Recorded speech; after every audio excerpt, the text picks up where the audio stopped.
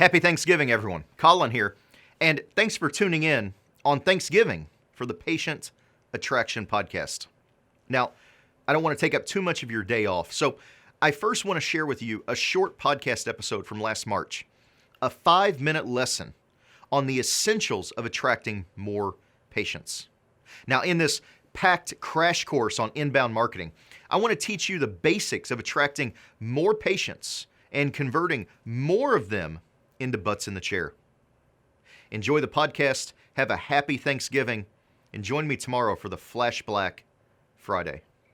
Hi, I'm Colin, receiver. Today is Friday, March 21st, and I'm going to give you a graduate level class on inbound marketing. Stay tuned to be schooled.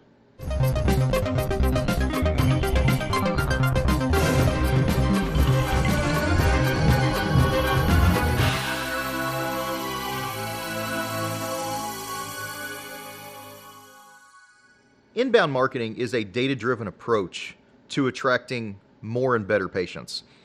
And I think the one important note to remember throughout this podcast is that everything is very web-centric today.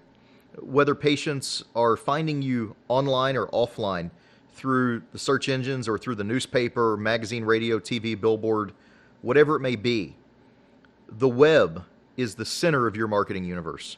And if they're finding you online, you need to be strong on content and social media and some other aspects where they can be driven into your sales funnel. But also understand that if your prospects are finding you offline, they are still going to your website to verify and validate who you are. They're still going to your website to read your reviews, hear from your patients, to see who you are and what you're about. And if your website is nothing more than a brochure, a menu of the services you offer, you're missing out on a huge potential of the patients that you could be attracting. There is a process to inbound marketing, 4 primary steps that the folks over at HubSpot have been nice enough to summarize for us. The first step is attracting, and this is getting the leads into the top of your funnel through blogs, content, press releases, video, anywhere people can search and find you. Or offline ads could also be considered attracting because you're going to be directing them to your website from an offline ad or from any content that is searchable on Google. The more content you have, the higher you're going to rank. The second step is conversion, and this is done through landing pages, through forms, through calls to action, free reports, white papers, ebooks, any method that you can take that viewer and turn them into a lead. You can capture their email address and begin to send them more information, begin to touch them. Remember, 90% of your cases are going to close after the 7th touch that you have with a prospect. So the more times you can touch them and get your name in front of them, the higher the chance you're going to have of closing more cases. The third step of inbound marketing is closing them. It's actually converting that lead or that prospect that has already raised their hand, but then taking them a step further and converting them into a phone call, into an appointment, and into a paying patient. And of course, this is probably one of the most important steps because this is where you actually start to realize the investment that you made into your marketing and into your inbound marketing campaign.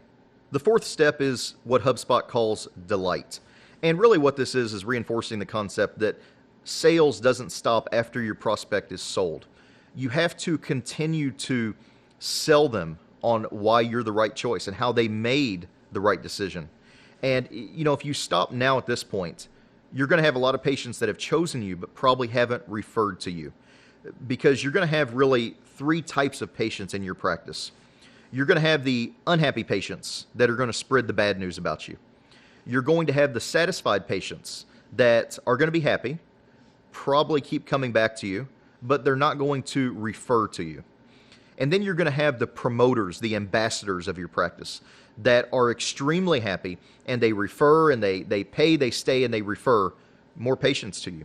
And if you continue to market to your existing patient base, telling them about new developments and new technology and how you can help them more and problems of theirs that you can fix, you'll continue to win over these patients and keep your name at the tip of their tongue so that when they have a friend or they have a colleague that has a dental problem, now you're going to be a recommendation that they pass out.